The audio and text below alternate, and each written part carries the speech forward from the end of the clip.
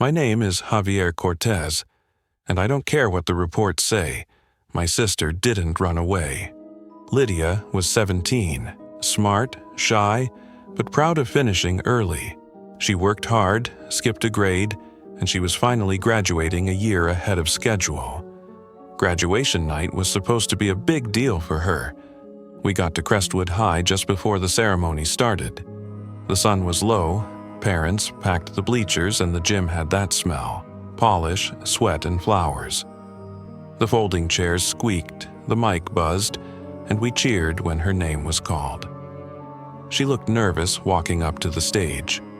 Typical Lydia, clutching her hands, chin down, robe dragging behind her because she's too small for the adult sizes. But she smiled when they handed her the diploma. She waved at us. We waved back. That was the last time I saw her. When the ceremony ended, we went to meet her at the exit like everyone else, but she didn't come out. We waited and waited. The crowd thinned. The music stopped. The janitors started folding chairs. Still no Lydia. My parents panicked. I told them to wait while I checked backstage, and that's when I saw her bag, her purse, her phone, sitting under a chair near the curtain, still buzzing from a text. Come verify something. Room 3. B. There was no sender. No teacher or admin knew anything about a room 3B, and there isn't a third floor at Crestwood High. But when I mentioned it to the principal, he just looked at me, like he already knew. The police report says she was last seen leaving the stage. That's a lie. The footage from the event was cut. When I requested a copy, it skipped from graduate number 122 to 124. She's not on the video at all, not walking, not waving, not leaving. But we saw her. I asked to see the full list, the printed one. The principal didn't want to give it to me, but eventually I found a discarded copy in the trash. Graduate number 123, Lydia Cortez. Next to her name, a faint stamp in red ink. Null. My mom still keeps Lydia's room exactly the same. Her bed made, her shoes by the closet, her favorite hoodie draped over the chair like she just took it off. We printed flyers, made calls, held candlelight vigils. But it's like she vanished from every system. No records at the school. Her email account deleted. Even her driver's permit was missing from DMV databases. I still had photos, though. At least, I did.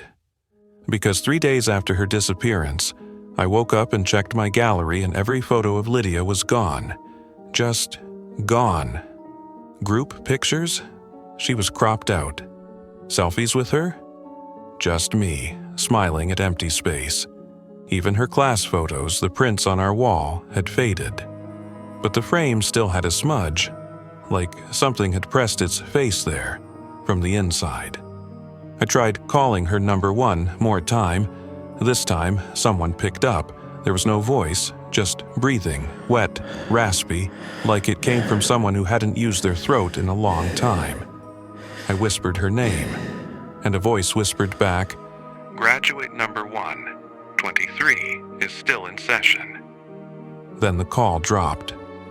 Last week, I went back to Crestwood, just to feel close to her. The gym was locked, but a janitor let me in. I stood at the stage, the same spot where I saw her last, and I noticed something. Behind the curtain, in the far left corner, there was a chair, still set up. Facing the wall, a single program placed neatly on the seat. I picked it up. It looked normal until the last page. There, under the section marked Acknowledgements, someone had written in ink, "One left behind. One called back. One must take their place." And below that, my name. I know what you're thinking. That maybe I'm grieving, losing it. But I have proof. Last night I got a package, no return address. Inside was a graduation photo, a printed one. I thought it was just a class shot from the year before. But in the very back row, standing in the shadows, was Lydia, still in her gown, face pale, eyes empty, holding a diploma that looked wet, and behind her, row after row of other students, all in outdated robes, all with red-stamped names across their chests. Null. If you're graduating soon, check your number. If you're number 123, don't go backstage, don't follow any text, and don't answer the call, because they're still missing one, and they're watching the list. I wasn't even supposed to speak at graduation. That honor went to Danielle Ross, class president, varsity everything, and the principal's favorite student. But the night before the ceremony, she slipped a handwritten note under my door. Not a text, not a call, a note. Folded, jagged, written in frantic pencil scratches. Don't say yes, don't say anything. They'll ask you. They always ask the second best. I thought it was a prank. Danielle was weird sometimes, obsessive about tradition, even when no one cared. She was the kind of person who memorized every alumni speech from the last 20 years.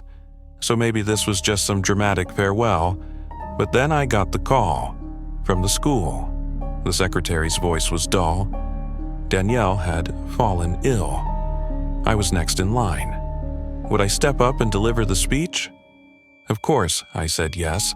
I wish I hadn't. That night I couldn't sleep.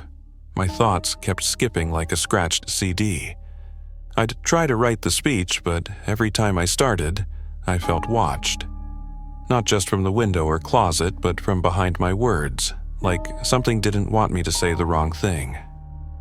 When I closed my eyes, I saw Danielle, standing at the edge of the stage, face turned away, repeating one line over and over, "Don't give the speech," not theirs. The day of the ceremony, I arrived early. The gym was half set up, folding chairs in rows, cords dangling from rafters. I wandered backstage, trying to shake the nerves. That's when I saw the podium. It looked different. Older, splintered. There were carvings all over the surface. Names, dates, some scratched out violently. I ran my fingers over the engravings and paused on one that looked fresh. Danielle Ross, June 2nd. Today's date. But below it, another name was already etched. Me. Just the word me. Not my name. When I turned around, I swear I saw someone standing in the shadows of the curtains. But when I blinked, they were gone. Before my speech, I sat in the front row with the other students. We laughed, fidgeted, waited for the long ceremony to end. When the principal called me up, I walked toward the stage, but the crowd felt wrong. They weren't blinking. Some weren't even breathing. Their mouths hung open slightly like they were waiting for something specific.